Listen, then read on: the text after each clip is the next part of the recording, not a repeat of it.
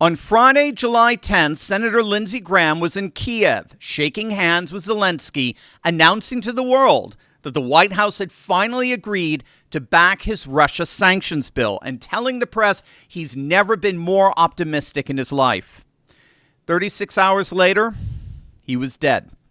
And within minutes of the announcement, a foreign adversary with American blood on its hand was already taking credit. Make sure to stick with me to the very end of this video because we're going to find that suspicions are centered not on one but actually two foreign adversaries, what the timeline behind Graham's death is telling us, and what it all means for our nation and indeed for the world. Hey gang, it's me, Dr. Steve, your Patriot Professor, here to help you make sense of the madness with breaking news and analysis you're not going to get anywhere else, so you know what to do.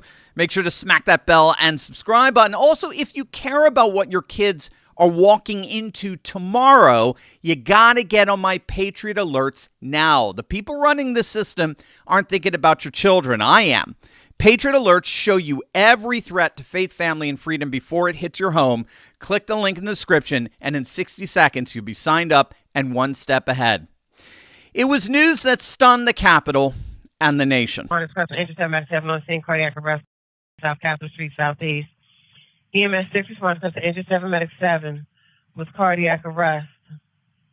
At 8:30 last Saturday evening, paramedics were called to Senator Lindsey Graham's Capitol Hill residence for chest pains. The dispatch audio you just heard mentioned cardiac arrest and CPR in progress. Graham was taken by ambulance to George Washington University Hospital, where at 2 a.m. his office announced that he had died. He had turned 71 exactly 2 days earlier.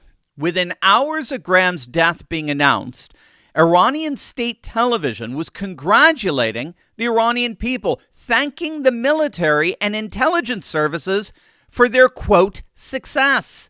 And they even aired a cartoon depicting his death. And the IRGC formally claimed credit.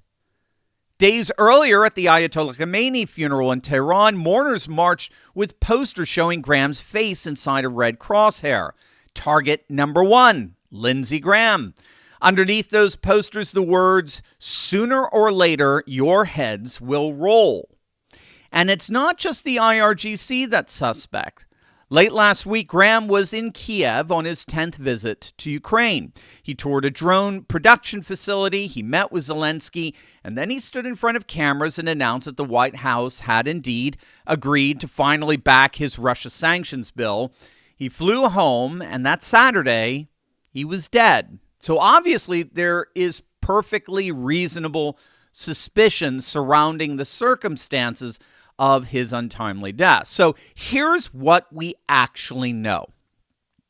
The Washington, D.C. medical examiner released a preliminary finding identifying the cause of death as an aortic dissection, a tear in the main artery of the heart caused by arteriosclerotic cardiovascular disease. Now, an aortic dissection is technically distinct from a heart attack. A heart attack happens when a blockage cuts off blood supply to the heart muscle, causing that muscle to die. So think of it like a pipe getting clogged. But an aortic dissection is completely different. It's a tear in the inner wall of the aorta, which is the body's largest artery, which causes blood to rush into the wall itself, splitting the layers apart. So think of it like a garden hose delamitating from inside out.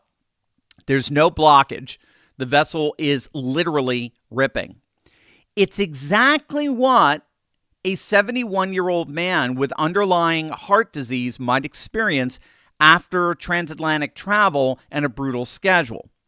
The FBI is assisting local authorities, so standard procedure for the death of a sitting senator, and federal law enforcement sources have said that there is no current indication of foul play. As of right now, this, in terms of what we know, this looks medically and forensically like a natural death. There's another thing to consider here as well. Assassination targets are generally not announced ahead of time, okay? Most certainly not on public poster boards at a funeral.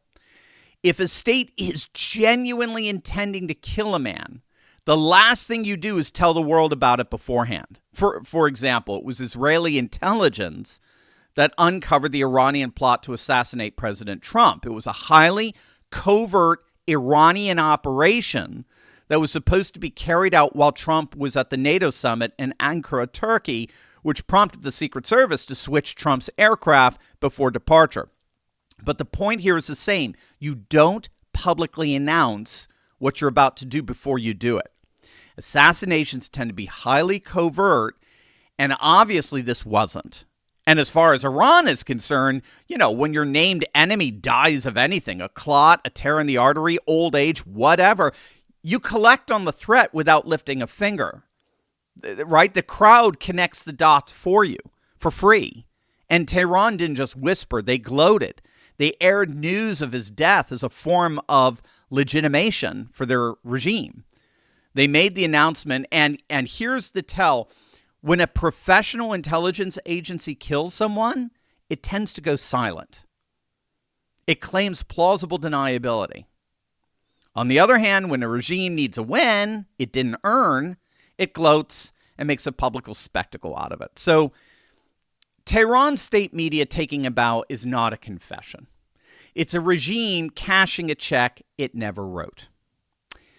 But there is one other international figure that's drawing some attention here, one who certainly would have motive to bring an end to Graham's activities in Kiev, which has many asking some very serious questions.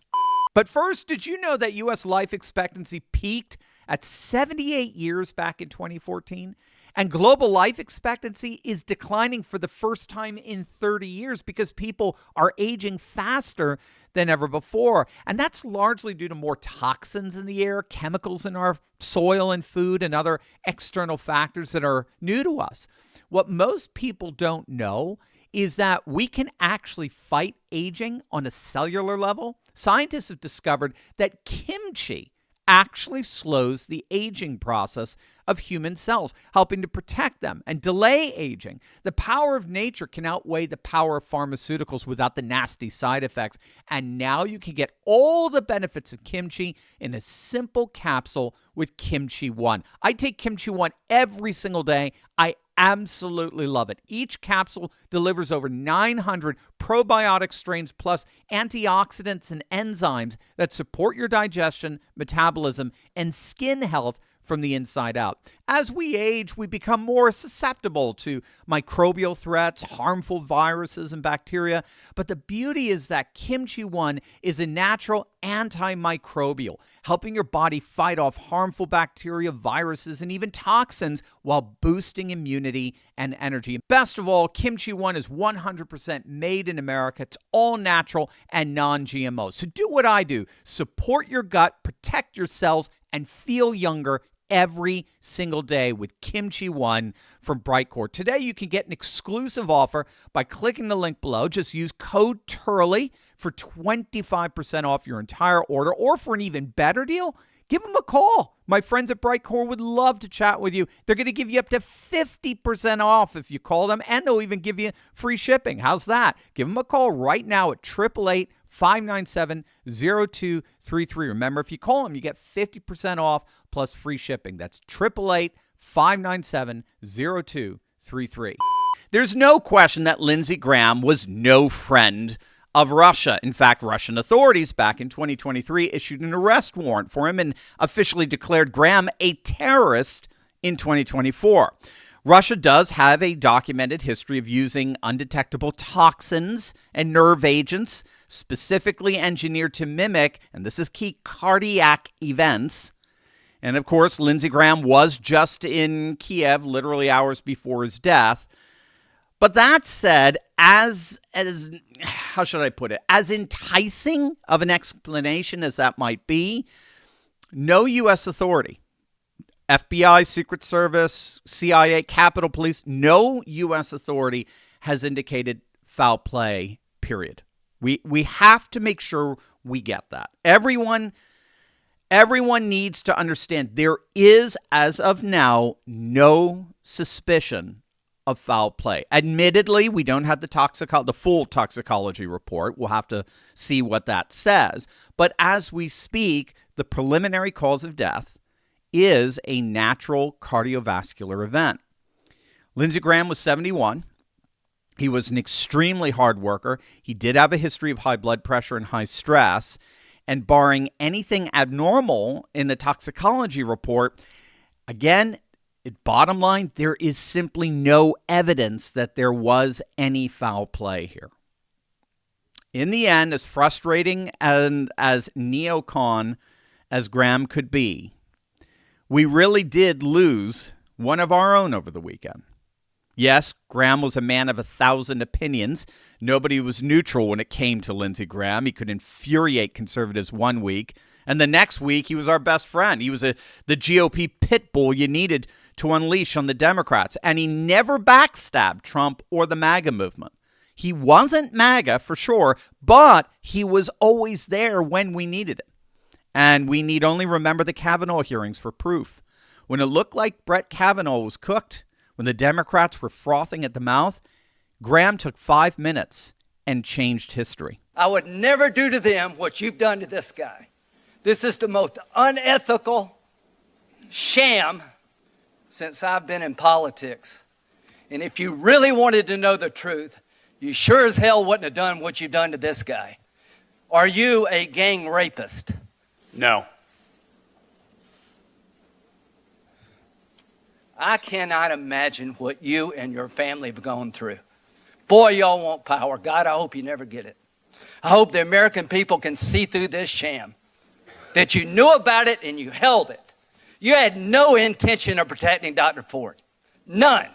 She's as much of a victim as you are. God, I hate to say it because these have been my friends. But let me tell you, when it comes to this, you're looking for a fair process. You came to the wrong town at the wrong time, my friend. That was Lindsey Graham's most epic moment. And it demonstrated to Trump and the MAGA that he was always going to be there for us. Again, Lindsey Graham was not an America First MAGA loyalist in his core. But ironically, he understood political power. And he absolutely defended Trump and the MAGA movement far more than someone like Tom Massey or Marjorie Taylor Greene, ironically. He was always there to stand up for us when we needed him. His role in the Senate and his role as a liaison between the administration and the Senate and trusted confidant to President Trump was colossal. And he was the center of helping President Trump, he was at the center, I should say, of helping President Trump realign the political order both here and abroad. At the time of his death, Graham was simultaneously working on a U.S.-Saudi Arabia defense treaty. He was normalizing Israel-Saudi relations. He was pushing the Russia sanctions bill, and he was instrumental in working to get the Save America Act passed, all at the same time. Now, we don't yet know who will replace him in the Senate as of yet. The governor of South Carolina will make an interim appointment, and then a special election will be scheduled to replace him. President Trump said he already has someone in mind, but he did not disclose who. Whoever it is will most certainly be a strong, faithful MAGA conservative with little of Graham's bipartisan deal-making instinct. So the Senate will get a more ideologically consistent conservative for sure. But it will lose a uniquely effective operator. In many respects, Senator Graham cannot be replaced. He was one of a kind. He loved America, and he loved the American people, and he will be dearly missed. May God have mercy on his soul and bless his loved ones. So what do you think, guys? Let me know in the comments section below. And as always, make sure to smack that bell and subscribe button for breaking news and analysis you're not going to get anywhere else. Love you.